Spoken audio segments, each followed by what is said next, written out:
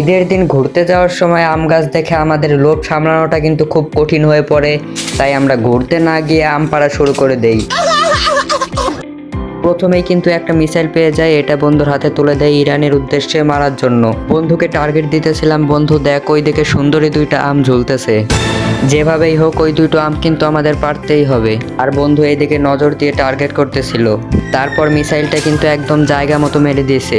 চলো এবার আম দুটো নিয়ে আসা যাক। এই তো পেয়ে গেছি, দুটো আম কিন্তু একসাথেই পড়েছে, এটাকেই বলে এক ঢিলে দুই পাখি। অনেক মায়াবী একটা সুন্দরী আম পেয়েছি। আর বন্ধু এদিকে বলতেছিল, আজকে আমি খুবই ধন্য, মানে জীবনে খুব ভালো কিছু করতে পারলো। দর্শক, আসলে কি বলবো, খাটনির দাম আজকেই উঠলো আর কি। কারণ আমি আজকে খুব সাকসেস এবং আমি যে খুশি ভাই, আর কাউকে বলে বোঝাতে পারবো না।